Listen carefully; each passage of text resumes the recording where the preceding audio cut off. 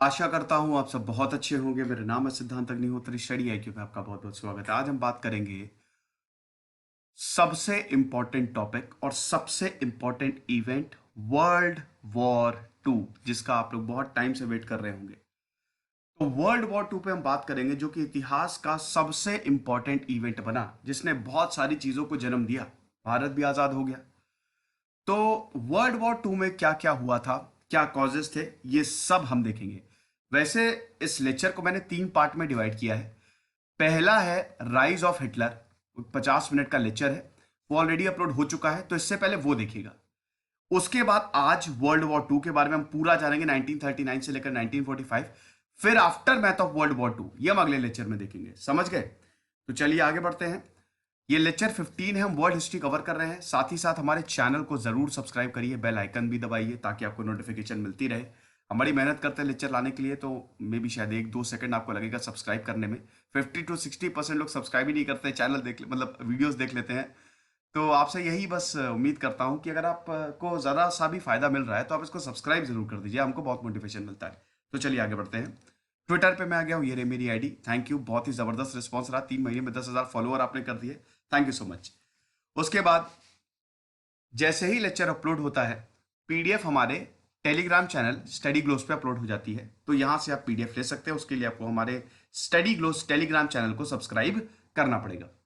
तो क्या है वर्ल्ड वॉर टू? इससे पहले हमने वर्ल्ड वॉर वन की बात की थी, 1914 से लेकर जून 1914 से लेकर नवंबर 1918 तक। उसका लेक्चर अवेलेबल है, आप देख सकते हैं, पिछले हफ्ते की बात है। और अब हम वर्ल्ड वॉर टू पे आ गए हैं। वर्ल्ड वॉर टू एक बहुत ही डेडली इवेंट था, ठीक है। 5 से 6 करोड़ के बीच जाने गई। इसमें 1 करोड़ से करीब सिविल कैजुअलिटीज हुई, मतलब आम नागरिक मारे गए। जहां सेनाएं जाती थी, भयंकर वॉर क्राइम्स कमिट करती थी, चाहे वो जर्मनी की आर्मी हो, चाहे वो सोवियत की रेड आर्मी हो। आप समझ रहे हैं? तो वर्ल्ड वॉर टू बहुत ही ज्यादा डेडली थी, डेडलीस्ट कॉन्फ्लिक्ट थी। और उसके बाद लोगों में ऐसा, जो पावर्स थी उनमें ऐसा डर बैठ गया कि भैया अब तो हमको वॉर लड़नी ही नहीं है, चाहे जो हो जाए यार, अब हमको वॉर नहीं करनी है। क्यों हुई वर्ल्ड वॉर टू? हिटलर के पागलपन की वजह से सनकी इंसान ने देश को एक अंधे कुएं में ढकेल दिया। और जर्मनी उसके बाद बहुत टाइम तक इस अंधे कुएं में रहा। You will be surprise to know कि आपको पता है जर्मनी कब आजाद हुआ? 1989 में, जो जर्मन वॉल गिराई गई। हर चीज के रेपरकशंस होते हैं, कॉज एंड इफेक्ट आपने सुना होगा। आप कुछ भी करेंगे उसके इफेक्ट तो होंगे ही, उसका दंश तो, उसके परिणाम को तो आपको झेलने ही पड़ेंगे। जैसे world war one, treaty of Versailles, भले ही वो बहुत ही ज्यादा डिस्क्रिमिनेटरी थी, लेकिन अल्टीमेटली वो जर्मनी की वजह से ही हुआ वर्ल्ड वॉर वन। जर्मनी और ऑस्ट्रिया हंगरी की वजह से। अगर ऑस्ट्रिया हंगरी फ्रांस फर्डिनेंड को नहीं मारते और जर्मनी ऑस्ट्रिया हंगरी को सपोर्ट नहीं करता तो वर्ल्ड वॉर वन होता ही नहीं। उसके बाद फिर जर्मनी को भयंकर बेइज्जत किया। क्यों? क्योंकि उसने ये काम कर दिया था। जो जो भी आप काम करें, सोच समझ के कि देख ले कि उसका परिणाम क्या होगा, ठीक है। तो वर्ल्ड वॉर वन खत्म हो गया, अब वर्ल्ड वॉर टू शुरू होगा। वर्ल्ड वॉर वन में जर्मनी पूरी तरीके से कमजोर हो गया था। 1918 आते आते ट्रीटी ऑफ वर्सेल्स, आप अपनी नेवी जो है वो खाली 5 शिप तक रख सकते हैं, एयरफोर्स नहीं बढ़ा सकते, आर्मी को बिल्कुल नहीं बढ़ा सकते। ये सब ट्रीटी ऑफ वर्सेल्स में कुछ एरिया ले लिए गए, बहुत सारे एरिया कॉलोनाइज नहीं कर सकते। ये सब तोड़ दिया हिटलर ने। जो ट्रीटी ऑफ वर्सेल में था, हिटलर ने सारे पॉइंट को, अच्छा ये है इसको भी हम तोड़ेंगे, अच्छा ये है इसको भी हम तोड़ेंगे। और 1939, याद रखिएगा, कभी भी आपसे इमीडिएट कॉज पूछा जाए तो ऑलवेज इन्वेजन ऑफ पोलैंड। जैसे वर्ल्ड वॉर वन का इमीडिएट कॉज क्या था? चलो कमेंट बॉक्स में बताओ, बताओ कमेंट बॉक्स में। मैंने पूरा वर्ल्ड वॉर वन पे लेक्चर लिया है, कमेंट बॉक्स में बताओ। इस लेक्चर में भी मैं सवाल पूछूंगा, इंटरैक्शन बना रहना चाहिए। तो invasion of Poland immediate cause world war two का, और सितंबर 1939 से लेकर अप्रैल 1945 तक ये चलता है, ठीक है। आप इसको एक्सटेंड कर सकते हैं हालांकि अगस्त तक भी, जब जैसे ही न्यूक्लियर बॉम्ब जापान पे गिराया, सब खत्म, एवरीथिंग वॉज ओवर। इन सालों के दौरान इतिहास का सबसे काला अध्याय जुड़ा। क्या? 6 करोड़ 60 लाख यहूदियों को मार दिया गया। 6 मिलियन ज्यूज वर मर्डर्ड, क्योंकि हिटलर मानता था यहूदियों की ही वजह से तो हम वर्ल्ड वॉर 1 हारे हैं, इनको सबसे पहले हटाओ। ये प्योर रेस के नहीं है, ठीक है। आर्यन रेस में बिलीव करता था, राइज ऑफ हिटलर पे मैंने बताया था, रेस के बेसिस पे वो मारता था। तो 60 लाख ज्यूज को मार दिया गया कॉन्सेंट्रेशन कैंप में भर भर के, और कितने तो घायल हो गए। फाइनल सोल्यूशन जिसको बोला गया, डेथ कैंप्स, 2 कैंप थे, एक डेथ कैंप और एक आपका लेबर कैंप, जहां पे बहुत ज्यादा चौबीसों घंटे काम करवाया जाता था। इसको ज्यूइश होलोकॉस्ट भी बोला जाता है। इस पे बहुत सारे डॉक्यूमेंट्रीज हैं, शिंडलर लिस्ट मूवी देखिएगा, वर्ल्ड वॉर 2 पे बहुत सारी मूवी, सेविंग प्राइवेट रायन, मैं बताता जाऊंगा कौन कौन सी मूवीज आप देख सकते हैं, आपको मजा आ जाएगी। अभी हाल ही में क्रिस्टोफर नोलन की डंकेर्क आई थी, डंकेर्क की अभी हम वर्ल्ड वॉर 2 में बात करेंगे, ठीक है। तो ये एक ब्रीफ बैकग्राउंड था, वर्ल्ड वॉर 2 कब तक हुआ, ठीक है, और क्या क्या हुआ उसमें। अब हम बात करते हैं वर्ल्ड वॉर 2 में, अब डीप में जाते हैं और देखते हैं कौन कौन सी कंट्रीज इन्वॉल्व थी। ये है पूरा का पूरा यूरोप, समझ गए, ये है पूरा का पूरा यूरोप। अब यहां पे आपको 3 देशों को समझना है, एक है जर्मनी, दूसरा है इटली, तीसरा है फ्रांस, ठीक है। तो सबसे पहले हम जर्मनी के बारे में जानते हैं, कॉजेस देखते हैं, ठीक है, कि क्यों हुआ वर्ल्ड वॉर 2, ठीक है। तो सबसे पहले हम कॉजेस देखते हैं। कॉजेस की बात करें, जर्मनी के क्या कॉजेस थे मेन। जर्मनी की अगर बात करें तो जर्मनी ने साइन की थी, सबसे बड़ा कॉज था ट्रीटी ऑफ वर्सेल्स। अभी मैं यूरोप के मैप को आपको बहुत अच्छे से समझा रहा हूं, पहले हम फटाक से कॉजेस समझ लेते हैं और इन 3 देशों के बारे में समझ लेते हैं कि ये 3 देश जो हैं जिन्होंने वर्ल्ड वॉर 2 को शुरू किया, जापान, इटली और जर्मनी एक्सिस पावर्स में थे, क्यों शुरू किया ये देख लेते हैं। तो सबसे पहले था आपका ट्रीटी ऑफ वर्सेल्स, ठीक है। अब ट्रीटी ऑफ वर्सेल्स मैं आपको बता ही चुका हूं, लेकिन फिर से चलिए मैं आपको याद दिला देता हूं। ट्रीटी ऑफ वर्सेल में सबसे इंपॉर्टेंट आर्टिकल क्या था, war guilt clause, article 231। 240 articles थे ट्रीटी ऑफ वर्सेल, बड़ी लंबी चौड़ी ट्रीटी थी, नहीं सॉरी 440 आर्टिकल्स थे, 240 पेज की ट्रीटी थी।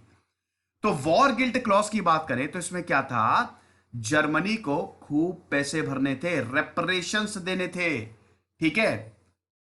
आपको पैसे देने हैं, जो आपने वॉर में नुकसान किया उसके पैसे दो। लोगों के पास यहां पे खाने के लिए नहीं है और जर्मनी से खूब पैसे लिए जा रहे हैं, ठीक है। दूसरा आपका क्या था, जर्मनी के जो चेकोस्लोवाकिया, जो एल्सेक लॉरेन था, राइनलैंड वाला, वो सब जर्मनी से छीन लिया गया, वो जो एरिया जर्मनी के थे। एल्सेक लॉरेन तो 1871 में बिस्मार्क ने लिया था। जर्मनी की बात करें तो 1871 से लेकर 1918 तक क्या था, पूरा जर्मन एम्पायर जो बिस्मार्क ने बनाया था। और यही हिटलर का ड्रीम था कि जो बिस्मार्क ने किया, हम जर्मन एम्पायर बनाएंगे, एम्पायर बिल्डिंग करेंगे, समझ रहे हैं। फिर 1918 से लेकर 1933 तक वाइमार रिपब्लिक, और 1933 से लेकर 45 तक नेजी पार्टी, ये आप समझिए थोड़ा सा, ठीक है। तो दूसरा कॉज क्या था, सॉरी ट्रीटी ऑफ वर्सेल में दूसरा, पहला तो रेपरेशंस था, वॉर गिल्ट क्लॉज। दूसरा उसका क्या था कि जर्मनी अपनी आर्मी जो को है वो बिल्कुल एक्सपैंड नहीं कर सकता, ठीक है। देखिए यहां पे हर देश के अपने अपने इंटरेस्ट थे, मैंने बताया ना। जैसे फ्रांस चाहता था कि जर्मनी को पूरी तरीके से बांध दो रस्सियों में, ताकि दोबारा जर्मनी वॉर कर ही नहीं पाए। फ्रांस इतना डर गया था, खौफ था उसको जर्मनी का, क्योंकि वर्ल्ड वॉर 1 में जो तबाही फ्रांस में मचाई थी जर्मनी ने, देखा था फ्रांस ने सब कुछ। जर्मनी की बाउंड्री फ्रांस से लगती है ना, तो सबसे ज्यादा, मतलब अगर यूरोप में देखिए तो आप ये देखिए, ठीक है, ये पूरी फ्रांस से लगती है, तो सबसे ज्यादा डर किसको है, सबसे ज्यादा डर भैया यहां पे फ्रांस को ही है, ठीक है। हालत खराब हो गई थी फ्रांस की, तो वो तो चाहता था कि जितना हो सके उतना जर्मनी को तोड़ के रख दो। दूसरा, अमेरिका चाहता था, अमेरिका वैसे जो चाहता था वो पूरा नहीं हुआ, ठीक है। ब्रिटेन चाहता था कि जर्मनी को इतना कमजोर मत करो, जर्मनी को एक अच्छी पावर बना के रखो, ताकि जर्मनी एक बहुत बड़ा मार्केट है। अरे भैया देखिए, मैं जो जो कॉजेस बता रहा हूं ना, ये आप सबके सब, ये आप आंसर राइटिंग में यूज कर सकते हो और बहुत ही ज्यादा इंपॉर्टेंट है, ठीक है। यहां पे ब्रिटेन चाहता था कि जर्मनी को इतना कमजोर ना किया जाए। जर्मनी एक बहुत बड़ा मार्केट हब है, देखिए ब्रिटेन में इंडस्ट्रियल रेवोल्यूशन, बहुत बड़ी बड़ी फैक्ट्री, ब्रिटेन के पास खूब पैसा आ रहा था, तो भैया मार्केट है जर्मनी बहुत बड़ा, जर्मनी में भी बहुत बड़ी बड़ी फैक्ट्रीज है, कोल माइंस है जो कि फ्रांस के पास आ गई थी, तो हम जर्मनी को एज अ मार्केट यूटिलाइज कर सकते हैं, ठीक है। लेकिन ऐसा हुआ नहीं, ठीक है। तो यहां पे जो देश थे ना, इटली चाहता था जर्मनी का अच्छा खासा एरिया मिल जाए, लेकिन अमेरिका ने मना कर दिया। तो यहां पे जो देश थे उनके अपने अपने इंटरेस्ट थे, समझ गए। तो बहुत इंपॉर्टेंट। जर्मनी की आर्मी 1 लाख से ज्यादा बढ़ नहीं सकती, जो उनकी इन्फेंट्री है पैदल सेना, बस खत्म। ठीक है, राइनलैंड को पूरा डिमिलिटराइज किया गया, यहां पे बिल्कुल भी मिलिट्री तैनात नहीं रहेगी। तो ये सारी चीजें हैं। ये ट्रीटी ऑफ वर्सेल्स एक बहुत ही ज्यादा एक डिस्क्रिमिनेटरी इसलिए भी थी। देखिए ट्रीटी ऑफ वर्सेल्स, यहां पे सब लोग बैठे हुए थे और जितने भी एलाइड पावर्स थे, मतलब, और इधर सामने जर्मनी बैठा हुआ था। ठीक है, तो जर्मनी की भयंकर बेइज्जती हुई, लेकिन ये डिस्क्रिमिनेटरी थी। ट्रीटी जो है वो बहुत ज्यादा डिस्क्रिमिनेटरी भी थी। यहां पे ज्यादातर लोग कह रहे थे कि इतना ज्यादा प्रेशर जर्मनी पे मत बनाओ। ठीक है, यहां पे हर किसी के अपने अपने इंटरेस्ट है, लेकिन जर्मनी को पूरी तरीके से आपने पावरलेस कर दिया है, ये बहुत खतरनाक साबित होगा। जीएम कीन्स ने तो सबसे पहले कह दिया था। समझ गए? दूसरा कॉज क्या था? लीग ऑफ नेशंस का फेल होना। पूरी तरीके से लीग ऑफ नेशन जो है वो फेल कर गई। देखो, वाइमार कॉन्स्टिट्यूशन बना 1918 में, मतलब 1919 में इफेक्ट में आया। उसमें क्या था? डेमोक्रेसी जर्मनी में आ गई, फंडामेंटल राइट्स लोगों को दे दिए गए, election, multi party system, proportional representation जो एक डेमोक्रेसी में होता है वो जर्मनी में हो गया वाइमार कॉन्स्टिट्यूशन के तहत, जो कि 1933 तक रहा, जब तक नेजी पार्टी नहीं आई। ठीक है, लेकिन दिक्कत बहुत ज्यादा थी क्योंकि जर्मनी के पास पैसे नहीं थे। अब जर्मनी के पास जब पैसे नहीं है तो पैसे कहां से आएंगे? अमेरिका जर्मनी को लोन दे रहा था। इसी दौरान दोस्तों 1918 से लेकर 1929 तक बहुत सारे एक्ट और ट्रीटी साइन की गई। ठीक है, जर्मनी और बाकी देशों के द्वारा। ठीक है, लेकिन धीमे धीमे जैसे हिटलर पावर में आया, उसने जर्मनी को वापस पटरी पे ला दिया। जो जो ट्रीटी ऑफ वर्सेल्स के क्लॉज थे, अभी हम देखेंगे, वो मैंने ऑलरेडी वैसे कवर कर चुका, लेकिन फिर से आपको एक बार रिवाइज करा दूंगा, वो सब उसने बदल दिए। लीग ऑफ नेशन पूरी तरीके से फेल करेगी। अब लीग ऑफ नेशन क्यों फेल की, ये हमको देखना है। देखिए लीग ऑफ नेशन का सबसे बड़ा फेल करने का कारण था, अबे यार, अमेरिका ने ज्वाइन ही नहीं किया था इसको। समझ रहे हैं? अमेरिका ने लीग ऑफ नेशन को ज्वाइन ही नहीं किया था। तो जब अमेरिका ने ज्वाइन, अमेरिका के इंटरेस्ट पूरे नहीं हो रहे थे, तो अमेरिका ने ज्वाइन ही नहीं किया। अब इतनी बड़ी पावर जो है, अगर लीग ऑफ नेशन को ज्वाइन नहीं करेगा तो सब बकवास है। समझ रहे हैं? सब बेकार है, फिर क्या फायदा। उसके बाद जो हारे हुए थे, जर्मनी लीग ऑफ नेशन का मेंबर नहीं था, Austria Hungary league of nation का मेंबर नहीं था, जो हारे हुए थे ऑटोमन एम्पायर, उन सबको लीग ऑफ नेशन में जगह नहीं थी। ये आप समझे? फिर नेशंस के अपने अपने इंटरेस्ट थे। दूसरी चीज, लीग ऑफ नेशन कोई यहां पे सैंक्शंस नहीं लगा सकती थी। ठीक है, ये नहीं थी कि जैसे आज यूनाइटेड नेशंस के पास आज वॉर क्यों नहीं हो रहा है, क्योंकि यूनाइटेड नेशंस के पास बहुत ताकत है। अमेरिका मेंबर है और यूनाइटेड नेशंस के पास भाई कुछ भी हो, आप कुछ भी कहिए, लेकिन अमेरिका इस बात में तो हमको बताना पड़ेगा कि ठीक है, उसके भी अपने इंटरेस्ट होते हैं, लेकिन कहीं ना कहीं वो चीजों को बैलेंस करने की कोशिश करता है। जैसे एक टाइम पे ब्रिटिश क्या करता था, हालांकि ब्रिटिश की पॉलिसी उस समय बिल्कुल सही नहीं थी। तो यूनाइटेड नेशंस आज क्या करता है, अगर किसी ने कुछ भी वॉर किया, सोची भी, तुरंत सैंक्शन लगा देता है। ठीक है, सैंक्शन मतलब क्या? जरूरी सामान जाएगा ही नहीं, वो देश अपने आप ही टूट जाएगा और बोलेगा कि अच्छा माफ कर दो, हमसे बहुत बड़ी गलती होगी। ये लीग ऑफ नेशंस के पास पावर ही नहीं थी। बड़े बड़े जो नेशंस थे वो बाहर थे। सोवियत के पास कोई, सोवियत का अपना इंटरेस्ट था, वहां पे ऑलरेडी रशियन रेवोल्यूशन आ चुका था, वो तो वर्ल्ड वॉर 1 से पहले ही 1917 में ही बार हो गया था। ठीक है, तो लीग ऑफ नेशंस पूरी तरीके से फेल कर गया। खाली ब्रिटेन और फ्रांस दो बड़ी पावर थे, लेकिन ब्रिटेन और फ्रांस जो है वो वॉर चाहते ही नहीं थे। ठीक है, तो अगर ये वॉर नहीं चाह रहे हैं तो अब यहां पे तीसरी पॉलिसी आती है, अपीजमेंट। अपीजमेंट की पॉलिसी। ठीक है, अब ये अपीजमेंट की पॉलिसी क्या है, ये आपको देखनी है। देखो यहां पे बताया गया, अगर हम बात करते हैं जर्मनी की, तो देखो हिटलर आ गया 1933 में। ये सब मैंने कवर किया ऑलरेडी, ये बताने की जरूरत नहीं है, आप देख लीजिएगा। हिटलर 1933 में आ गया। हिटलर के आने का कारण और मसोलिनी के आने का कारण, अभी हम इटली की भी बात करेंगे। वैसे हिटलर के आने का कारण यह था कि जो वहां के लोग थे जर्मनी के, वो परेशान हो गए थे। साथ ही साथ जिस सरकार को बिजनेस का सपोर्ट होता है, इंडस्ट्रियलिस्ट का सपोर्ट होता है, वो बहुत आगे जाता है। अब इटली और जर्मनी में दोनों सेम कंडीशन थी। कैसे सेम कंडीशन थी?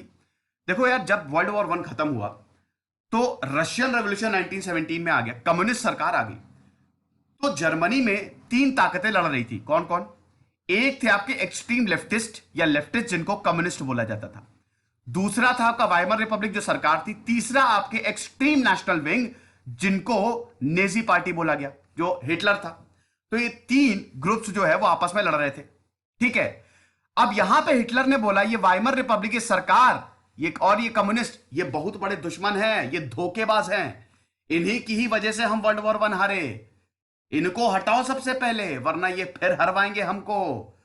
हमने थोड़ी ना, लोगों ने ट्रीटी ऑफ वर्सेल साइन की क्या? ये तो सरकार ने साइन की, तो हम नहीं मानते ट्रीटी ऑफ वर्सेल को। हिटलर ने ये प्रोपागेंडा फैलाना शुरू किया, कम्युनिज्म के खिलाफ प्रोपागेंडा। कम्युनिज्म का डर बहुत ज्यादा था। देखो, पॉलिसी ऑफ अपीजमेंट की बात करें, ठीक है, अभी इस पे मैं थोड़ी देर में आता हूं, ठीक है, मतलब इसी से हम रिलेट करके बताएंगे। तो यहां पे क्या है कि कम्युनिज्म का डर बहुत ज्यादा था, क्योंकि देखो वर्ल्ड वॉर वन में जर्मनी हार गया, है ना, और कम्युनिज्म अब फैल रहा था, पूरे यूरोप में फैल रहा था। तो कहीं ब्रिटेन और फ्रांस को भी डर था कि कहीं ऐसा ना हो कि कम्युनिज्म फैल जाए। तो जर्मनी में क्या हुआ, हिटलर ने कम्युनिज्म को दबाया, तो कहीं ना कहीं फ्रांस और ब्रिटेन इसलिए भी चुप रहे, कोई तो कम्युनिज्म को दबा रहा है, कोई दिक्कत नहीं है, ठीक है, अच्छा ही है, फैलने से रोक रहा है। और इटली में भी सेम चीज यही हो रही थी। इटली में भी क्योंकि कम्युनिज्म फैल रहा था, तो वहां पे जो कैपिटलिस्ट, जो इंडस्ट्रियलिस्ट, अगर देखिए आपको कोई भी दिक्कत है तो मेरा कम्युनिज्म, सोशलिज्म और कैपिटलिज्म पे पूरा लेक्चर है, आप देख लीजिएगा, ठीक है। तो यहां पे हिटलर ने जब कम्युनिस्टों को दबाना शुरू किया, क्योंकि इंडस्ट्रियलिस्ट जो थे वो मांग कर रहे थे, वो कम्युनिस्ट रेवोल्यूशन का डर था कि कहीं ऐसा ना हो कि लोग जो हैं वो कम्युनिस्ट हो जाएं, इनको सिंपैथाइज, मतलब इनको सपोर्ट देना शुरू कर दें, ठीक है, क्योंकि वर्ल्ड वॉर वन में तो जर्मनी हार गया, तो लोग तो एक अल्टरनेटिव ढूंढेंगे, और इधर रशिया में ऑलरेडी रेवोल्यूशन आ चुका है, तो ये भी एक डर था, समझ रहे हैं। तो जितने भी इंडस्ट्रियलिस्ट, अब कहां कैपिटलिज्म कहां कम्युनिज्म, दो बिल्कुल ऑपोजिट फिलॉसफी, तो जितने भी कैपिटलिस्ट इंडस्ट्रियलिस्ट थे वो हिटलर को सपोर्ट कर रहे थे, सारे नहीं लेकिन ज्यादातर, ठीक है, क्या आप सही कह रहे हो। और यही सेम टू सेम चीज क्या हुई, सेम टू सेम चीज हुई इटली में। वहां पे भी डर था कि कम्युनिज्म ना आ पाए, वहां पे भी जो कैपिटलिस्ट थे वो मसोलिनी को सपोर्ट करने लगे, जो एक्सट्रीम राइटिस्ट थे। और अभी मैंने आपको पॉलिटिकल स्पेक्ट्रम में बताया, राइट और लेफ्ट, मतलब कम्युनिज्म और एक्सट्रीम राइटिस्ट विंग, ये बिल्कुल अलग होते हैं, समझ गए, जिनको एक्सट्रीम नेशनलिस्ट कहते हैं। उसके बाद फिर नेशनलिज्म की भावना तो थी ही, फिर पॉलिसी ऑफ अपीजमेंट, या इसी को डर के, इसी को जोड़ के आप देखें, यहां पे सबसे बड़ी अगर गलती किसी ने की तो वो ब्रिटिश और फ्रांस ने की। जब हिटलर आया पावर में, हिटलर अपनी ताकत को बढ़ाने लगा, ये लोग चुप रहे, ये कुछ नहीं बोले, ठीक है, ये शांत रहे। यहां तक कि 1938 में नेवर चेम्बरलेन गए म्यूनिक, क्या हो बेटा म्यूनिक आओ, आराम से बढ़िया बैठ के ट्रीटी साइन करते हैं। म्यूनिक क्या मतलब, नेवर चेम्बरलेन गए, म्यूनिक तो जर्मनी में है, वहां पे गए, म्यूनिक एग्रीमेंट साइन किया, कि हिटलर के आगे झुक गए कि जनाब वॉर मत करना, आप ये चेकोस्लोवाकिया के सडनलैंड ले लो, ये राइनलैंड के कुछ एरिया ले लो, आप एरिया ले लो लेकिन वॉर मत करना। फ्रांस और ब्रिटिश 6 साल तक चुप रहे, 1933 से लेकर 1939 तक, जब हिटलर ने पूरा रीआर्मामेंट किया, ठीक है, तो चुप रहे। ऊपर से यहां पे एक ट्रीटी तक साइन कर ली थी, ब्रिटिश से एक बकायदा ट्रीटी तक साइन कर ली थी कि अब से जो हमारी आर्मी है, हम उसको, हालांकि हिटलर ने ये तो तोड़ ही दिया था कि जो कॉन्स्क्रिप्शन लॉ हिटलर ने जारी कर दिया था, अगर जर्मनी की बात करें, और ये ट्रीटी तक साइन कर ली थी ब्रिटिश से कि अब हम अपनी 35% नेवी बनाएंगे, 35% हमारी नेवी होगी, तो नेवल फोर्सेस को भी हिटलर ने और ब्रिटिश मान गया था। तो जब हिटलर रीआर्मामेंट कर रहा था तो फ्रांस और ब्रिटेन बिल्कुल चुप बैठे हुए थे, उनकी इतनी हिम्मत नहीं थी। अब आप बोलेंगे इसको कहते हैं पॉलिसी ऑफ अपीसमेंट। अब आप बोलेंगे सर चुप क्यों बैठे हुए थे? चुप इसलिए बैठे हुए थे, सबसे पहले तो ये लोग वॉर नहीं चाहते थे, किसी तरीके से ये लोग वॉर नहीं चाहते थे, ये पहला रीजन। क्योंकि वर्ल्ड वॉर वन में फ्रांस को बहुत नुकसान हुआ था, मैंने बताया ना कि फ्रांस की तो हवा खराब हो गई थी, और ब्रिटेन को भी बहुत नुकसान हुआ था, तो ये लोग नहीं चाहते थे कि वॉर हो, वॉर को हर हाल में रोकना है, ठीक है, क्योंकि उससे रिसोर्सेज भी ड्रेन होते हैं, लोग भी मरते हैं। दूसरा रीजन ये था, ब्रिटिश बोल रहा था कि भाई देखो, जर्मनी अगर चीजों को ले रहा है, उसकी खुद की ही चीजें हैं जो हमने ट्रीटी ऑफ वर्सेल्स के तहत ले ली थी, तो इसमें गलत क्या है? यहां पे ब्रिटिश बोल रहा था कि अगर जेन्युइन कॉज के लिए जर्मनी जो है वो अपनी चीजों को वापस ले रहा है तो इसमें कोई प्रॉब्लम नहीं है। ये कैसा एटीट्यूड? तीसरा, ट्रीटी ऑफ वर्सेल्स बहुत डिस्क्रिमिनेटरी थी, और लोग अब समझने लगे थे, धीमे धीमे अब समझने लगे थे कि हाँ, ट्रीटी ऑफ वर्सेल्स जो है वो डिस्क्रिमिनेटरी है ना, और कहीं ना कहीं इसको खत्म होना चाहिए। जर्मनी पे हमने वाकई में ये अच्छा नहीं किया जर्मनी के साथ, ठीक है, तो ये भी देश समझने लगे थे। और चौथा, अभी मैंने आपको बताया ना, ब्रिटिश जो है जर्मनी को एक बहुत बड़े ट्रेडिंग पार्टनर के रूप में देखता था, तो उनको लग रहा था कि अगर जर्मनी डेवलप होगा तो हमारे पास खूब पैसा आएगा। तो ये मेन 4 रीजन थे पॉलिसी ऑफ अपीजमेंट के। और उसके बाद ग्रेट डिप्रेशन तो रीजन था ही, 1929 में जब अमेरिका के स्टॉक मार्केट क्रैश हुआ, और उसके बाद अमेरिका ने कॉन्ट्रैक्शनिस्ट पॉलिसी, अपनी इकोनॉमी को कॉन्ट्रैक्ट कर दिया। अक्सर जब डिप्रेशन आता है तो लोग एक्सपैंड करते हैं, मतलब जो सरकारें हैं वो इकोनॉमी को एक्सपैंड करती है, इन्होंने कॉन्ट्रैक्ट कर दिया, जिसकी वजह से ग्रेट डिप्रेशन पूरी दुनिया में फैल गया।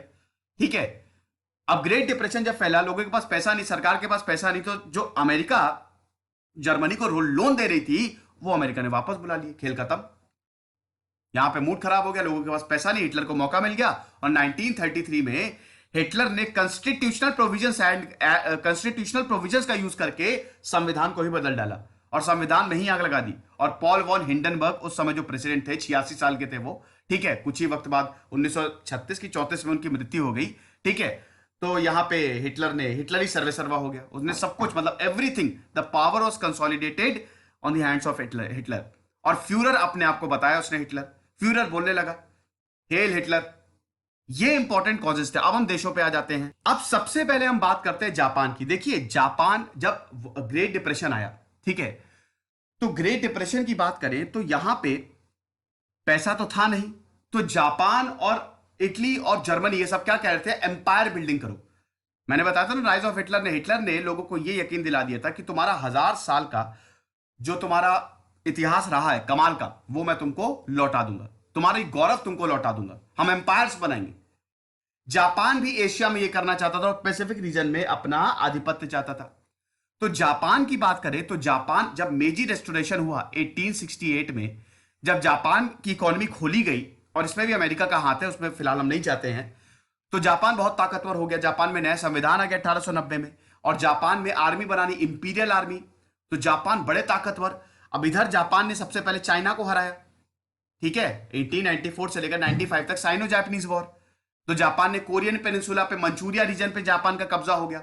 और उसके बाद ये जो हांगकांग, ये सब मनीला, ये जितने भी, ये पूरा ये मलायन फेडरेशन, सिंगापुर, जितने भी ये जो आप देख रहे हैं ना, ये पूरे के सारे आइलैंड वर्ल्ड वॉर 2 शुरू होने तक जापान के पास आ गए।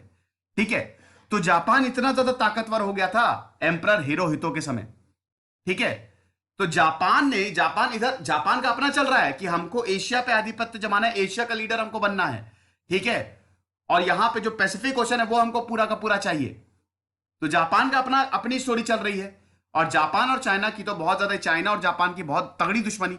जापान ने चाइना को, जापानीज तो पूरे पागल थे, चाइना के लोगों को। तो जब रेप्स ऑफ नैनकिंग में जब जापान ने इन्वेड किया तो चाइनीज लोगों को जिंदा जला दिया था, गड्ढे खोदे, उसमें गाड़ दिया और जिंदा जला दिया, आग लगा दी। ठीक है, तो चाइना ने तो बहुत झेला है। तो यहां पे जापान का अलग, और जापान फिर 1937 में डायरेक्ट दूसरी बार चाइना से भिड़ गया। ठीक है, जापान के पास पूरे ये सब कंट्रोल तो आ ही गया था और फिर चाइना से भिड़ गया। तो जापान की अलग कहानी थी। और उसके बाद आपका इटली आया। इटली में क्या था, अगर इटली की बात करें, ये आप देख सकते हैं, अगर इटली की बात करें, ठीक है, तो इटली में क्या था कि इटली में मसोलिनी की सरकार आ गई थी। देखिए, वर्ल्ड वॉर 1 के बाद, हालांकि वर्ल्ड वॉर 1 में जो लीडर थे इटली के, कौन थे, चलो कमेंट बॉक्स में बताओ फटाक से। तो जो लीडर थे वो चाहते थे कि जर्मनी का काफी कुछ एरिया उनको भी मिल जाए, लेकिन ऐसा हुआ नहीं, इटली को मिला नहीं, तो उनका मूड खराब हो गया। उनको कुछ मिला नहीं, वर्ल्ड वॉर 1 के बाद इटली को कुछ नहीं मिला प्रैक्टिकली। तो इटली ने क्या बोला, यहां पे मूड खराब। और उसके बाद 1919 से लेकर 1922 तक 5 बार सरकारें बदल गई इटली में। तो इधर मसोलिनी को यहां पे मौका मिल गया। तो मसोलिनी को इलेक्शन लड़के नहीं आया था, सरकार ने इसको मौका दिया था। मसोलिनी की जो सरकार थी वो तो माइनॉरिटी में थी अगर इटली की पार्लियामेंट की बात करें, लेकिन मसोलिनी ने सारे लोगों को इकट्ठा किया, रोम की तरफ मार्च कर गए और लोगों का जबरदस्त सपोर्ट था। जब रोम आए मसोलिनी, सब लोगों को इकट्ठा करके मार्च करना शुरू किया रोम की तरफ, लोगों ने जबरदस्त स्वागत किया। तो यहां पे जो पार्लियामेंट थी, जो लीडर थे, उन्होंने बोला कि इधर आओ और सरकार बनाओ। सरकार बना ली। 1922 में इटली में फासिस्ट पार्टी आ गई, फांसीवाद आ गया इटली में। अब इटली का भी दोस्तों यही सेम चीज, ठीक है, कि वहां पे भी वही कम्युनिज्म पूरा फैल रहा था, उनको भी डर था कि कम्युनिज्म फैल ना जाए। ठीक है, शुरुआत में मसोलिनी ने बहुत बढ़िया काम किया, 5-6 साल तक बहुत गजब इकोनॉमी इटली की डेवलप हुई, लेकिन बाद में मसोलिनी के ऊट पटांग डिसीजन से इटली नीचे गया। अब हम इमीडिएट कॉज पे आते हैं। ये देख लीजिए, ये यूरोप। इमीडिएट कॉज की बात करें दोस्तों तो याद रखिएगा, इमीडिएट कॉज हमेशा रहेगा। देखिए, हिटलर ने अपने आर्मी को पूरी तरीके से ऑर्गेनाइज कर लिया। स्टालिन के साथ हिटलर ने नॉन एग्रेशन पैक्ट साइन किया। ठीक है, अगर हम बात करें तो स्टालिन क्या, सोवियत के साथ, ठीक है, सोवियत के साथ उसने एक पैक्ट साइन किया। ठीक है, कि सोवियत जो है, जब देखिए, अगर आप यहां पे देखिए मैप में, ठीक है, तो ये है आपका पोलैंड और ये इधर आपका है रशिया। तो अगर जर्मनी पोलैंड को इन्वेड करेगा तो रशिया यहां से अटैक कर सकता है, सोवियत अटैक कर सकता है। तो यहां पे जर्मनी ने सोवियत से बोला कि जब हम पोलैंड पे अटैक करेंगे तो आप चुप रहेंगे। दूसरा क्या था कि जब हम पोलैंड पे अटैक करेंगे तो बहुत सारा एरिया हम आपको दे देंगे। समझ रहे हैं? मोल्टोव रेबेनट्रॉप पैक्ट। मोल्टोव कौन थे? मोल्टोव बेसिकली सोवियत के फॉरेन मिनिस्टर थे। रेबेनट्रॉप जो थे वो जर्मनी के। तो मोल्टोव रेबेनट्रॉप पैक्ट जो है वो जर्मनी और यूएसएसआर के बीच में साइन हुआ, ठीक है, 1939 में। इसके तहत आप नहीं इन्वेड करेंगे। जब हम पोलैंड पे इन्वेड करेंगे, हिटलर ने बोला कि तो आप बिल्कुल बचाव नहीं करेंगे। मान गया रशिया, सोवियत मान गया, बहुत बढ़िया। इटली के साथ यहां पे पैक्ट बकायदा साइन किया था। और उसके बाद 1940 में तीनों ने पैक्ट साइन कर लिया, इटली, जापान और जर्मनी। तीनों खूब मिलेगा रंग जब मिल बैठेंगे तीन यार, ठीक है। तो ये कर लिया यहां पे जर्मनी ने। तो जर्मनी, इटली और जापान साथ आ गए, तीनों साथ आ गए, जिनको एक्सिस पावर्स बोला गया। समझ रहे हैं? तो ये चीज। अब उसके बाद देशों की बात हमने समझ ली। एलाइड पावर्स में कौन कौन था? एलाइड पावर्स में दोस्तों जो आपको येलो में दिख रहे हैं, इसमें मेन 5 थे। France, great Britain, America, Soviet. शुरू में तो जर्मनी के साथ था लेकिन बाद में एलाइड पावर्स के साथ आ गया। अभी क्यों, उसका भी हम बताएंगे, ठीक है। टर्की, देखिए अब टर्की भी एलाइड के साथ थे, वर्ल्ड वॉर 1 में नहीं था, ठीक है। तो France, great Britain, Soviet, America और चाइना, ये एलाइड पावर्स थे। और यही आज परमानेंट 5 नेशंस हैं यूनाइटेड नेशंस के, ठीक है। परमानेंट 5 है ना, यही तो, क्योंकि वर्ल्ड वॉर 2 में इनको गजब की पावर मिली। इधर जापान ने चाइना को इन्वेड कर दिया, इसलिए चाइना भी एलाइड फोर्सेस में आ गया। और इधर क्या है, अगर हम इस साइड बात करें तो इधर हिटलर ने बैंड बजाई हुई है। अब 1939 में सब कुछ रेडी है, एवरीथिंग इज रेडी। हिटलर का प्लान सिंपल था। हिटलर पहले पोलैंड को इन्वेड करेगा, फिर चेकोस्लोवाकिया को अपने कब्जे में लेगा। उसके बाद यहां पे अगर इस साइड की बात करें तो बेल्जियम को अपने कब्जे में लेगा, और सबसे बड़ा फ्रांस को अपने कब्जे में लेके इंग्लिश चैनल पार करके ब्रिटेन को अपने कब्जे में लेना। सिंपल प्लान था हिटलर का कि इधर सबसे पहले पोलैंड को इन्वेड करो, चेकोस्लोवाकिया को अपने कब्जे में लो, फिर ये स्लोवाकिया और ये सब तो अपने आप ही आ जाएंगे। उसके बाद बेल्जियम की तरफ जाके फ्रांस को अपने कब्जे में लेके यूनाइटेड किंगडम को अपने कब्जे में लो। और हिटलर इसमें कामयाब हो गया। Hitler was successful. जो उसने प्लान बनाया वो बिल्कुल सफल हुआ। इसको हम वैसे 2 फेजेस में डिवाइड करते हैं। 1942 तक तो हिटलर ने बहुत जीत हासिल की, वो जहां गया जीत गया, यूरोप की बैंड बजा दी। लेकिन उसके बाद हिटलर का पतन शुरू हो गया, एक्सिस पावर हारने लगे। शुरू में तो एक्सिस पावर को जीत मिली, जबरदस्त जीत मिली, लेकिन जब अमेरिका आया वॉर में तब एक्सिस पावर्स हारने लगे। समझ गए? ये आप देख लीजिए दोस्तों, ये न्यूट्रल कंट्री और एक्सिस कंट्री और एलाइड कंट्री, ये कलर कोडिंग में है, ठीक है। जो आपको ये लाइट पिंक में दिख रहा है, ठीक है, चेकोस्लोवाकिया, ऑस्ट्रिया, जर्मनी और इटली, ये सब आपके एलाइड फोर्सेस, एक्सिस पावर्स है, ठीक है, जो एलाइड फोर्सेस के अगेंस्ट। 2 इसमें लोग लड़ रहे थे। एक थे एलाइड फोर्सेस। एलाइड में जैसा कि अभी मैंने बताया, अमेरिका था, चाइना था, यूके था, फ्रांस और सोवियत। और तीसरा आपका एक्सिस पावर्स। एक्सिस पावर में मेनली जर्मनी, इटली और जापान, ठीक है। तो ये चीज, अब ये सब कुछ आपको पता चल गया। अब हम देखते हैं। देखिए, हिटलर ने इटली के साथ पैक्ट साइन किया, सोवियत के साथ पैक्ट साइन किया। अब हिटलर क्या करेगा? सब कुछ रेडी है। सितंबर 1939 में हिटलर ने 1 सितंबर 1939 में पोलैंड को इन्वेड कर दिया। खत्म, खेल खत्म, ठीक है। 2 दिन में पोलैंड पे कब्जा हो गया। देखिए हिटलर की एक पॉलिसी थी, लेबेंसरॉम। आई एम सॉरी अगर मैं स्पेलिंग गलत लिख रहा हूं, रुको यार अच्छे से लिख देता हूं। लेबेंसरॉम, ये बताता था हिटलर जर्मन्स को। इसका मतलब क्या था? फ्री स्पेस, मतलब जहां जर्मन रहते हैं वहां उस एरिया पे हम कब्जा करेंगे। मतलब यूरोप में जहां जहां जर्मन्स हैं वो हमारा एरिया है। जितना ज्यादा एरिया दे सकते हो अपने जर्मन लोगों को दे दो, जितना ज्यादा। यही था फ्री स्पेस का मतलब, लेबेंसरॉम का मतलब। जितनी ज्यादा जमीन हम जर्मन्स को दे सके वो दे दो। अब लोग तो बड़े खुश, क्या बात है, हमको जमीन मिलेगी, मजा ही आ जाएगी, हम अमीर हो जाएंगे, ठीक है। तो इसीलिए वो एक के बाद एक नेशंस को इन्वेड करता गया, ठीक है। शुरुआत में दोस्तों क्या हुआ?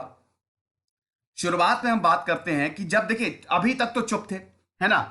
हिटलर ने रीमिलिटराइज किया, हिटलर ने अपनी आर्मी को बढ़ाया, ट्रीटी ऑफ वर्सेल के सब कुछ एक एक प्रोविजन को उसने तोड़ दिया। तो फ्रांस और ब्रिटिश बहुत देर तक चुप रहे, यही सबसे बड़ी गलती कर दी फ्रांस और ब्रिटिश ने। लेकिन जब पोलैंड पे इन्वेड किया तो पोलैंड से यहां पे फ्रांस और ब्रिटेन ने दोनों पोलैंड को रक्षा दे रखी थी, ट्रीटी साइन की थी कि अगर तुम पे हमला होगा तो हम तुमको प्रोटेक्ट करेंगे, ठीक है।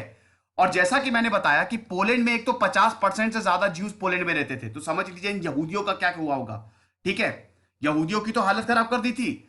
स्टार ऑफ डेविड उनको बांध के घूमना था आर्म में, न्यूरमबर्ग लॉस के तहत, ताकि पहचाना जा सके कि इसमें यहूदी कौन है, उनको मारा जा सके। इसमें एक चीज और हुई थी दोस्तों कि जब पोलैंड पे इन्वेड किया तो जर्मनी ने अपनी सेना को तैनात कर दिया और फ्रांस ने इधर अपनी सेना को तैनात कर दिया, लेकिन दोनों खाली एक दूसरे को देख रहे थे, ये लोग अटैक नहीं कर रहे थे, जिसको फर्जी युद्ध, फोनी वॉर भी बोला गया, ठीक है। लेकिन एक दिन जर्मनी ने अटैक कर दिया, एकदम से फ्रांस पे अटैक बोल दिया। तो सबसे पहले तो जर्मनी ने पोलैंड को अपने कब्जे में लिया, फिर चेकोस्लोवाकिया को अपने कब्जे में लिया, ठीक है। एकदम से जर्मनी के इस अटैक को बोला गया ब्लिट्स क्रीक, ठीक है। 1940 में यह वर्ड बड़ा फेमस हुआ, ब्लिट्स क्रीक मतलब सडन अटैक। इतनी जल्दी अटैक करो कि दुश्मन संभल ही ना पाए, एक के बाद एक कारपेट बॉम्बिंग होती थी, ठीक है, एक के बाद एक बॉम्ब गिराए जाते थे, एक एक दिन में 80-80 90-90 किलोमीटर सेना आगे चली जाती थी, और इनके पास मॉडर्नाइज्ड वेपन्स तो थे ही। तो हिटलर ने वो बैंड बजानी शुरू की यूरोप की, पूरा खा गया समझ लीजिए यूरोप को। अब फ्रांस एंड ब्रिटेन को अपनी गलती का पता चला कि हमने बहुत बड़ी गलती कर दी कि जो हम चुप बैठे, लेकिन वही है ना कि अब पछताए हो क्या जब चिड़िया चुग गई खेत। अब देर हो चुकी थी, अब कुछ नहीं हो सकता था, ठीक है। हिटलर ने ऑलरेडी पोलैंड को इन्वेड कर दिया। हिटलर ने सबसे पहले तो हिटलर ने पोलैंड को इन्वेड किया, समझ रहे हैं। फिर 1942 आते आते ये डेनमार्क हो गया, डेनमार्क को पूरा अपने कब्जे में ले लिया, ठीक है। उसके बाद ये बेल्जियम तो इसके कब्जे में आ ही गया था, फिर हॉलैंड को अपने कब्जे में ले लिया। ये फेज 2 है।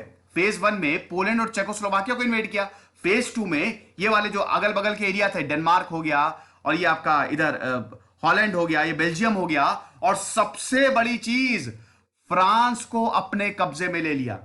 ये आपको मैं जगह दिखाता हूं, ये फ्रांस में ये डंकिर्क नाम का एक बंदरगाह है। डंकिर्क एक मूवी भी आई थी, ठीक है, अपने 2017 में आई थी मूवी क्रिस्टोफर नोलन की, आप वो मूवी जरूर देखिएगा। डंकिर्क नाम की इस बंदरगाह में फ्रांस और ब्रिटेन की, क्योंकि फ्रांस और ब्रिटेन ने, क्योंकि जैसे ही हिटलर ने इन्वेड किया पोलैंड को वर्ल्ड वॉर 2 शुरू हो गया। फ्रांस और ब्रिटेन जर्मनी के साथ लड़ने लगे, ठीक है, हिटलर के साथ लड़ने लगे। तो लड़ते लड़ते ये डंकिर्क, ये बंदरगाह पे फंस गए थे, है ना। और ये आज तक का सबसे बड़ा इवैक्यूएशन है। डंकिर्क में 4 लाख सैनिक फ्रांस और ब्रिटेन के इस बंदरगाह में फंस गए, ठीक है। और उसके बाद ऊपर से जो जर्मनी के फोर्सेस हैं बार बार बम बरसा रही थी। 26 मई से लेकर 4 जून तक ये एक हफ्ते तक यहां पे फंसे रहे, और उसके बाद इवैक्यूएट किया गया इनको। वो मूवी देखिएगा, जान बचा के भागे डंकिर्क से, ठीक है। अब दोस्तों कहानी आगे बढ़ती है। सबसे पहले तो हिटलर ने यूरोप को लिया, ठीक है, यूरोप के बहुत सारे एरियाज को ले लिया। फिर हम ये देखते हैं कि जो देखिए जर्मनी की जो आर्मी थी, ठीक है, इधर समुद्र से जर्मनी की यूबोट, बहुत ही खतरनाक यूबोट, जो सबमरीन थी, टॉर्पीडो छोड़ती थी समुद्र के अंदर, और जो भी यहां पे शिप्स होते थे उनको तबाह कर देती थी। अब सोवियत की बारी थी। अभी मैंने आपको बताया कि जब सोवियत पे कब्जा हुआ, तो सोवियत की बात करें तो हिटलर ने ऑलरेडी बोला था कि जब हम पोलैंड पे अटैक करेंगे तो आप हम पे अटैक नहीं करेंगे। सोवियत यानी कि हिटलर भाई भाई, स्टालिन हिटलर। अब एक और चीज थी कि सोवियत पे जैसे ही कब्जा हुआ, सोवियत को बांट लिया गया। ये कुछ एरिया जो है ना, ये दे दिया सोवियत यूनियन को, यानी कि west part of the Poland Germany के पास था, ईस्ट पार्ट दे दिया सोवियत को। लेकिन हिटलर सोवियत के पीठ में भी खंजर भोंकने वाला था। हिटलर बहुत बड़ा धोखेबाज था, उसने हर किसी को धोखा दिया, समझ रहे हैं। तो अब हम ये देखते हैं कि हिटलर आगे बढ़ता जा रहा है और हिटलर को रोकने वाला कोई नहीं है। हिटलर ने फ्रांस पे कब्जा कर लिया। सबसे बड़ी बात हुई जब हिटलर ने फ्रांस पे कब्जा कर लिया, और जैसे ही फ्रांस पे कब्जा किया, खेल खत्म। फ्रांस हिटलर के कब्जे में आ गया और हिटलर पूरा का पूरा जो है वो रूल करने लगा। इधर इटली ने हिटलर के साथ पैक्ट ऑफ स्टील साइन किया था। मसोलिनी जो है ना, वो हिटलर से बहुत डरता था। मसोलिनी की सरकार एक ड्रामेबाज सरकार थी, उसको कुछ नहीं आता था, वो हिटलर की कॉपी करता था, ठीक है। लेकिन जो हिटलर मानता था वही मसोलिनी करेगा। तो 10 जून को इटली ने फ्रांस और ब्रिटेन के खिलाफ वॉर छेड़ दिया। तो फ्रांस तो वैसे ही हार गया है, पूरे यूरोप पे हिटलर का कब्जा हो चुका है। 1940 आते आते बचा क्या है, सिर्फ और सिर्फ ब्रिटेन, ठीक है। अब अमेरिका का क्या स्टांस है? अगर हम अमेरिका की बात करें दोस्तों, तो अमेरिका अभी तक वॉर में नहीं आया है। ठीक है, अभी तक अमेरिका, ये देख सकते हैं आप, फ्रांस को यहां पे दो जोन में डिवाइड कर दिया। जब 14 जून 1940 में फ्रांस पे कब्जा किया जर्मनी ने, तो फ्रांस को दो पार्ट में डिवाइड कर दिया। एक तो जर्मनी रूल, वैसे पूरा जर्मनी रूल कर रहा था, लेकिन दूसरे थे विशी फ्रांस के। ठीक है, तो कोई दिक्कत नहीं है। अब अमेरिका अभी तक वॉर में नहीं आया। ब्रिटेन बार बार अमेरिका से बोल रहा है कि भाईजान वॉर में आ जाओ, लेकिन अमेरिका बोल रहा है कि बिल्कुल भी नहीं। अमेरिका हथियार बेच रहा है, अमेरिका ब्रिटेन को हथियार बेच रहा है। और ये ब्रिटेन जो जो हथियार है, ये अटलांटिक के थ्रू आते थे। तो जर्मन फोर्सेज ने यहां पे अटलांटिक में भी घमासान मचाई, तबाही मचाई, जिसको बैटल ऑफ अटलांटिक बोला गया। ठीक है, क्योंकि जर्मन की यूबोट्स जो थी वो अटलांटिक में भी तैनात थी, और अटलांटिक से सारे हथियार ब्रिटेन को जाते थे, सारी सप्लाईज अमेरिका द्वारा ब्रिटेन को भेजी जाती थी और फ्रांस को भेजी जाती थी। लेकिन ये यूबोट्स हमला करती थी, बहुत सारे अमेरिकी शिप बर्बाद हुए, लेकिन अभी तक अमेरिका वॉर में नहीं आया। ठीक है, अमेरिका बिल्कुल चुप बैठा हुआ है। हिटलर इतना ज्यादा कॉन्फिडेंस था। देखिए भाई, जाहिर सी बात है, जब आप गलती पे गलती करे जा रहे हो और आपको कोई रोक नहीं रहा, चुप बैठे हुए हो, तो आप कॉन्फिडेंट हो ही जाएंगे। यही हिटलर के साथ हुआ। हिटलर ने सब कुछ किया, ब्रिटेन और फ्रांस चुप बैठे, किसी ने कुछ नहीं बोला, तो हिटलर की हिम्मत बढ़ती गई ऐसे। आप समझ रहे हैं? उसके बाद दोस्तों, यहां पे सिर्फ और सिर्फ यूरोप में ब्रिटेन बचा था, और अभी तक अमेरिका वॉर में नहीं आया। सिर्फ और सिर्फ ब्रिटेन बचा था। ब्रिटेन में क्या हुआ कि देखियो, हिटलर ने ब्रिटेन से बोला, मतलब हिटलर ने अपने एयरफोर्स से बोला, जिनको लुफ्तवाफ, याद रखिएगा, जर्मनी की जो एयरफोर्स थी उसको लुफ्तवाफ बोला जाता था। तो हिटलर ने अपनी एयरफोर्स से बोला कि ब्रिटेन जाओ और वहां के सिविलियन एरिया में बमबारी कर दो। यहां पे जर्मन के एयरप्लेन्स गए, लुफ्तवाफ गई जो जर्मनी की एयरफोर्स थी, और सिविलियन एरिया जहां पे लोग रहते हैं वहां पे बमबारी कर दी। इधर पे लंदन, यहां पे ब्रिटेन की एयरफोर्स, जिसको रॉयल एयरफोर्स बोला जाता था, उनसे बोला तुम भी अब सेम करो। जर्मनी ने हमारे सिविलियन एरिया पे बमबारी किया, तो हम कैसे पीछे रहे, तुम भी इनके सिविलियन एरिया पे बमबारी कर दो। तो ब्रिटेन गया जर्मनी, तो ब्रिटेन की रॉयल एयरफोर्स ने जर्मनी के एरिया में बमबारी कर दी, सिविलियन एरिया में। उसके बाद हिटलर का मूड खराब हुआ, हिटलर ने बोला सब खत्म कर दो।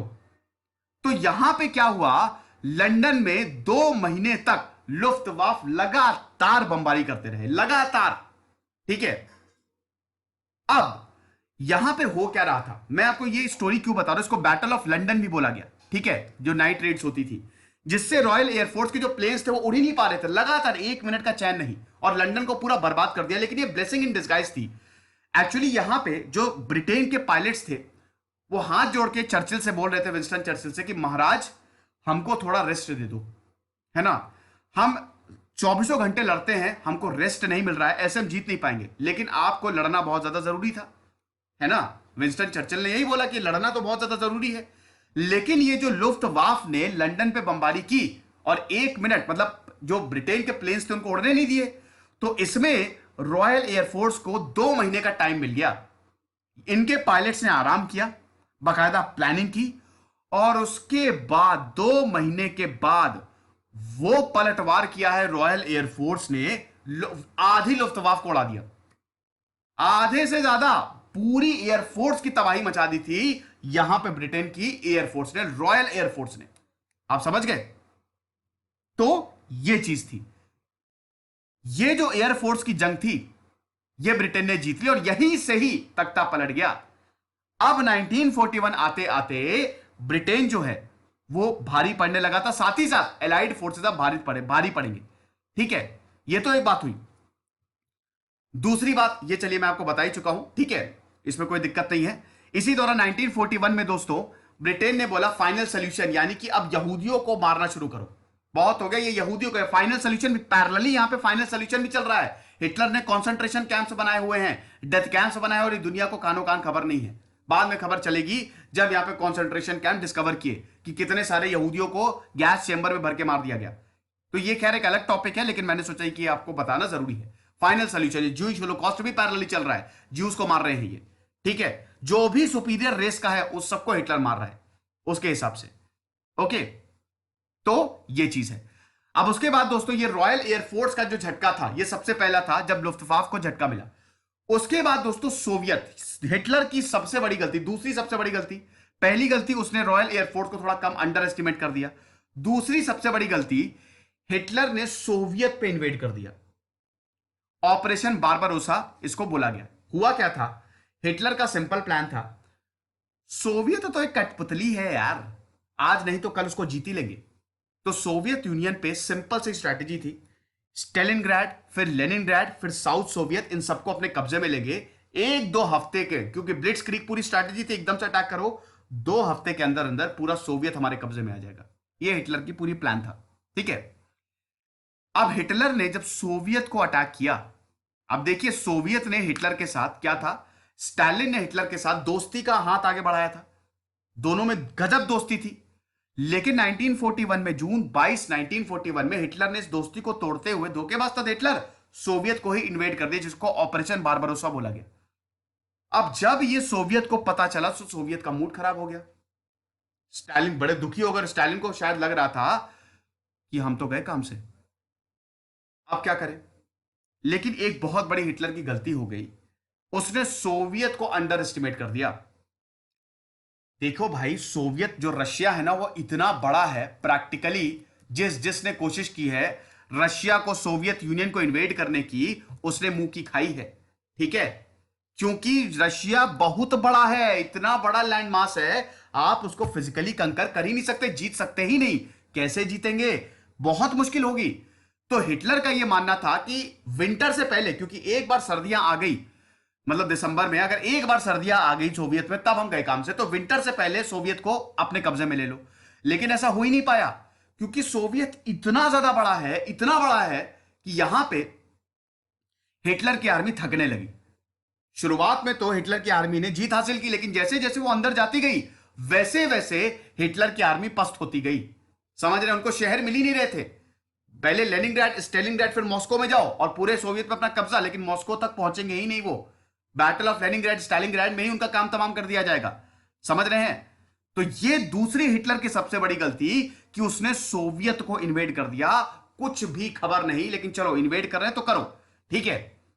और उसके बाद जब इनकी पूरी आर्मी थक गई, रेड आर्मी ने फिर, वो जो सोवियत की आर्मी थी, उनको रेड आर्मी बोला जाता था, वो मारा है भगा भगा के, कि क्या बताएं। आप समझ रहे हैं। तो ये चीज है। अब उसके बाद दोस्तों ऑपरेशन बारबरोसा लॉन्च किया गया, सोवियत को इन्वेड किया, लेकिन ये पूरा उल्टा पड़ गया हिटलर पे ही, ठीक है। पूरा का पूरा ऊपर से आपको बता दूं, बारिश हो गई थी, मौसम बदल गया सोवियत में। और जब मौसम बदला, बारिश होना शुरू हुई, तो सोवियत बड़ा मार्शी लैंड है, ठीक है। वहां पे दलदल इतना भयानक, इतनी मुश्किल होगी आर्मी के लिए आगे जाना, दलदल हो गया हर जगह कि उनके टैंक आगे ही नहीं बढ़ पाए। और समझ लीजिए जीते जी नरक देख लिया था हिटलर की आर्मी ने। हिटलर की आर्मी वहां पे बीमारियों से भी बहुत सारी बीमारियां होने लगी वहां पे। और उसके बाद फिर रेड आर्मी ने बहुत तगड़े से हमला किया फिर हिटलर की आर्मी पे। अब इधर अमेरिका का क्या हाल है। अमेरिका की बात करें तो यहां पे पर्ल हार्बर पे अटैक हो गया। जापान चाहता था कि पूरे पैसिफिक रीजन पे जापान का कब्जा हो। कहां पर्ल हार्बर, मैं आपको मैप में दिखाता हूं, ठीक है। ये देखिए, ये है आपका पर्ल हार्बर, हवाई आइलैंड पे है, यहां पे आर्मी का बेस था।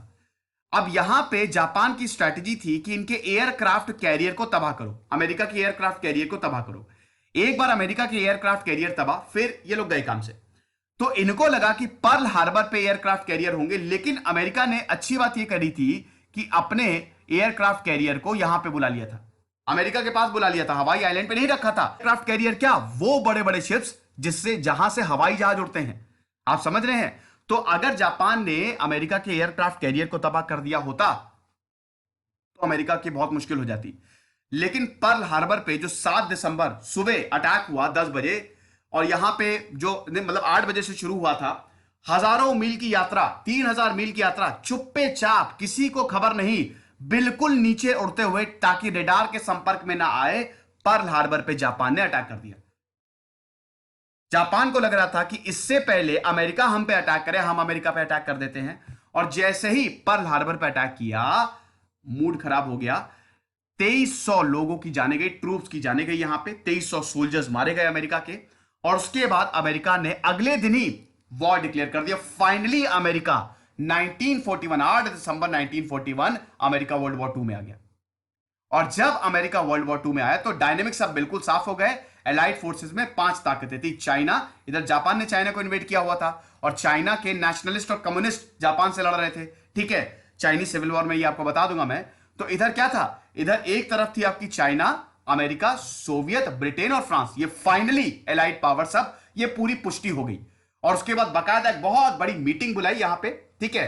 फ्रैंकलिन डेलानो रूजवेल्ट, ठीक है, प्रेसिडेंट थे समय अमेरिका के, ड्वाइट डी आइजनहावर आए, मीटिंग के प्रतिनिधित्व बने, लीडर बनाया गया। और अल्टीमेटली हम ये देखते हैं कि यहां पे ये पांचों लोगों में, एलाइड फोर्सेस में एक पैक्ट साइन होता है कि अब हम मिल के वॉर लड़ेंगे। और 1942 के बाद फिर हम ये देखते हैं कि अमेरिका ने पलटवार करना शुरू किया। जापान को शुरू में विक्ट्रीज मिली, पर्ल हार्बर के अटैक के बाद जापान को विक्ट्रीज मिली, लेकिन उसके बाद जून में बैटल ऑफ मिडवे, इस पे मूवी भी आई है, बैटल ऑफ मिडवे लड़ी गई और इसमें अमेरिका ने जापान को हरा दिया। और उसके बाद एक के बाद एक जापान को हराता गया अमेरिका। फिर जापान को एक भी जीत नहीं मिली और भयंकर नुकसान हुआ जापान को, समझ रहे हैं। तो यहां पे जापान का पतन, इधर यहां पे जर्मनी का पतन, हिटलर का पतन शुरू हो गया। हिटलर की आर्मी अब हारने लगी। एक तो रॉयल एयरफोर्स ने लुफ्तवाफ को उड़ा दिया, दूसरा सोवियत में जो हुआ। उसके बाद इधर अमेरिका में, मतलब इधर जापान की भी फोर्सेस गिरने लगी। अब इटली के क्या हाल है, देखो इटली की अगर हाल की बात करें तो इटली के हाल बहुत बुरे हैं। इटली, जैसा कि मैंने बताया कि इटली में कोई बहुत बड़ी आर्मी नहीं थी, लोग बहुत बड़े फाइटर्स नहीं थे इटली के, ठीक है। और इसको अक्सर जर्मनी के सपोर्ट की जरूरत पड़ती थी। साउथ अफ्रीका में इटली की कॉलोनीज थी। आज का जो आप इथियोपिया दिख रहे हैं, लीबिया देख रहे हैं, वो सब इटली के पास था, आप समझ रहे हैं। तो इथियोपिया जो कि हॉर्न ऑफ अफ्रीका में आता था, वो इटली के पास था। 1935 में इटली ने इथियोपिया को इन्वेड किया, जिसका बड़ा क्रिटिसिज्म हुआ। और इधर 1931 में जापान ने मंचूरिया को और 1938 में जर्मनी ने चेकोस्लोवाकिया को। तो इन तीनों एक्सिस पावर ने इन्वेजन किया, लेकिन जैसा कि मैंने बताया वेस्टर्न वर्ल्ड बिल्कुल चुप था, किसी ने कुछ नहीं बोला। इटली पे एलाइड फोर्सेस ने कब्जा कर लिया, ठीक है, इटली पे भी कब्जा कर लिया। अब जैसे ही इटली पे कब्जा हुआ, इधर हिटलर ने मसोलिनी को बचाया और उसके बाद नॉर्दर्न इटली में मसोलिनी को तैनात कर दिया। और उसके बाद नॉर्दर्न और साउथ इटली में एक सिविल वॉर शुरू हो गई, क्योंकि इटली का एक बहुत बड़ा तबका यह कह रहा था कि अब वॉर को खत्म करो, अब हम और नहीं झेल सकते, समझ रहे हैं। तो ये 1943 में सिसिली और इटली को, मतलब सिसिली को जब एलाइड फोर्सेस ने इन्वेड किया, तब मसोलिनी की सरकार गिरी। तो इटली का तो खेल 1943 में ही खत्म हो गया था, ठीक है, हार गया था एक तरीके से इटली वॉर। और यहां पे नॉर्दर्न इटली में एक पपेट गवर्नमेंट के रूप में मसोलिनी को बैठा दिया यहां पे हिटलर ने, ठीक है। और 1942 में जैसा कि मैंने बताया कि बैटल ऑफ स्टैलिनग्राड लड़ी गई, फिर लेनिनग्राड में लड़ाई हुई, तो जर्मन ट्रूप्स ने सरेंडर करना, 31 जनवरी 1943 आते आते जर्मन ट्रूप्स ने सरेंडर करना शुरू कर दिया सोवियत को। तो यहां पे इटली, सोवियत और जापान 1943 एंड आते आते तीनों हारना शुरू कर दिए हैं, ये आप समझे। उसके बाद दोस्तों हम ये देखते हैं कि 1944 जब आया, देखिए एलाइड फोर्सेस की सिंपल स्ट्रैटेजी थी, जो एरिया जर्मनी के पास है उसको हमको वापस लेने हैं, ठीक है। फ्रांस का एरिया अभी भी जर्मनी के पास था। तो अब मैंने आपको बताया कि अभी जर्मनी, जापान और इटली तीनों हार रहे हैं। फ्रांस का जो एरिया है वो जर्मनी के पास है, तो फ्रांस के एरिया को अब एलाइड फोर्सेस ने छुड़ाना शुरू किया। ये बैटल ऑफ नॉर्मैंडी क्या, बैटल ऑफ नॉर्मैंडी नहीं, आज तक की सबसे बड़ी एयर लैंडिंग की गई है नॉर्मैंडी में। सेविंग प्राइवेट रायन देखिएगा, उसमें शुरू के आधे घंटे में जो लड़ाई हुई है, मजा आ जाएगी, और आखिरी के आधे घंटे में, ठीक है, उसमें नॉर्मैंडी का ये जो सीन है वो दिखाया है। ब्रिटिश, कैनेडियन और अमेरिकन सोल्जर्स थे, वो यहां पे एयरलैंड किए थे, उनको पैराशूट से बकायदा उतारा गया था, और 1.5 लाख सोल्जर्स थे। आज तक सबसे बड़ी लैंडिंग, सबसे ज्यादा तादाद में लैंडिंग यहां पे हुई है नॉर्मैंडी में, समझ रहे हैं। तो फ्रांस के नॉर्मैंडी में ब्रिटिश, कैनेडियन और अमेरिकन सोल्जर्स उतरे, जो नॉर्मैंडी एक फ्रांस में बीच है, और उसके बाद फ्रांस को अपने कब्जे में ले लिया। हिटलर के आंखों से उसका पूरा साम्राज्य टूटता हुआ दिखाई देने लगा। जो उसने वादा किया था उस पर खरा अब हिटलर नहीं उतरा, आप समझ रहे हैं। उसके बाद सोवियत, जैसा कि मैंने बताया, सोवियत ट्रूप्स ने इधर जर्मनी को हराना शुरू कर ही दिया था, और इनकी रेड आर्मी आगे बढ़ती गई। पहले पोलैंड को अपने कब्जे में लिया, चेकोस्लोवाकिया, हंगरी, रोमानिया, इन सबको छुड़ाती गई, समझ रहे हैं। और 1945 फाइनली, फरवरी 1945 आते आते जर्मनी ने फॉर्मली सरेंडर कर दिया था, ठीक है। और 8 मई तक दोस्तों, 8 मई 1945 ने सोवियत ने जो भी एरिया जर्मनी ने उनके देश का ऑक्यूपाई किया था वो सब छुड़ा लिया था, ठीक है। हिटलर को जब ये पता चला, हिटलर को अब ये पता था कि अब बचने का कोई तरीका नहीं है। 30 अप्रैल हिटलर अपने बंकर में चला गया, ठीक है, जैसे ही उसको पता चला कि जर्मनी हार रहा है, हिटलर अपने बंकर में चला गया, जिसको फ्यूरर बंकर बोला गया।